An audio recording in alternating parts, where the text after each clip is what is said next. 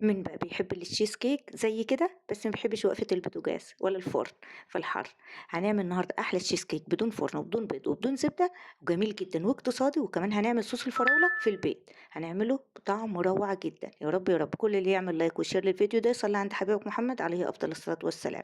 معايا هنا 450 جرام من البسكوت، أي نوع بسكوت أنت حابة طعمه، هانزل عليهم بنص كوباية من الزبدة السايحة، تمام؟ مش هنكتر زبدة أكتر من كده. هنقلب الزبدة، لازم نضغط على البسكوت نلاقيه بيتلم معانا. لو لقيتيه لسه مفرفر كده بتلمش معاكي، هننزل عليه كمان بمعلقتين من الحليب تمام زي ما احنا شايفين كده، لحد ما نيجي نضغط على البسكوت نلاقيه بيتلم معانا زي ما احنا شايفين كده. هنجيب كادر، صينية، أي حاجة متوفرة عندك هنحط فيها. هنا الكادر ده مقاس 30، تمام. هبدأ أسوي البسكوت بتاعي كويس جدا، عشان لما اجي احط الطبقة التانية يبقى كله متساوي وشكله حلو كده ويطلع في الشكل النهائي جميل كده. هندخله التلاجة طبعا لما يجمد على ما نجهز الطبقة التانية، تمام.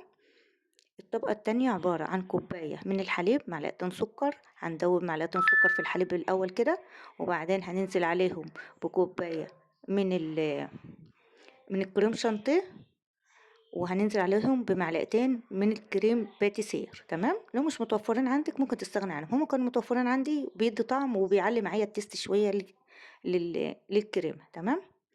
هنضرب بقى الكريمة بتاعتنا كده بالسكر.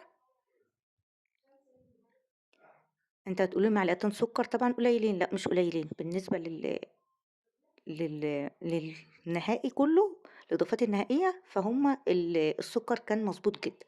هنا معلقتين جيلاتين عليهم معلقتين مية عادية، هنقلبهم كويس، هنزل عليهم بمعلقتين كمان من المية المغلية عشان تدوب معايا الجيلاتين كويس جدا. أنا حطيت مية ساقعة بمية مغلية عشان خاطر تبرد معايا بسرعة وأعرف أحطها على الكريمة ما تسحش معايا الكريمة. هركنها بقى على جنب على ما تبرد. هنزل بمعلقتين قشطة، وش اللبن كانوا متوفرين عندي، اللي مش متوفرين مش شرط، تمام. 8 قطع من الجبنة المثلثات ومعلقتين كبار من قشطة المعلبة اللي بتبقى في المحلات، تمام. بالمكونات بتاعته، ونزلت بالجيلاتين بعد ما بردت معايا تماما عشان ما يسيحش معانا الوصفة، تمام. لو نزلنا بالجيلاتين وهو لسه دافي هيسيح الكريمة ومش هيخلي الوصفة بتاعتك متماسكة، تمام. هننزل بقى بخليط التشيز كيك اللي احنا عملناه مع بعض وجهزناه. طبعا الخليط بتاع التشيز كيك كانت كميته كبيرة، فقسمته على صينيتين، حطيت نصه هنا في الصينية دي وعملت صينية تانية كمان، تمام. هادخله بقى التلاجة يجمد معانا لمدة ساعة، هيجمد معانا على طول.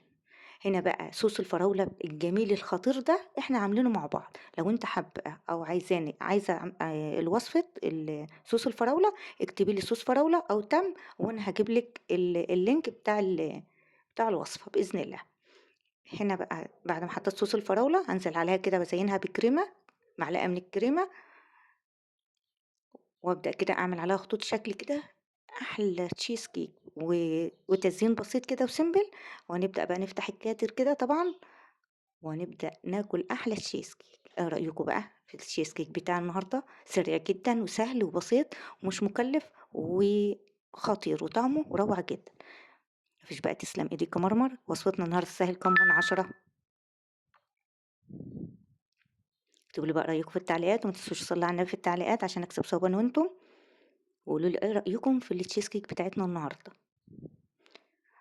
لسه بقى من لسه محملش متابعة للصفحة عشان كل ما ينزل وصفات جديدة توصل لكم. شايفين طعمه جميل جدا ومتناسق والطعم روعة. والسلام عليكم ورحمة الله وبركاته.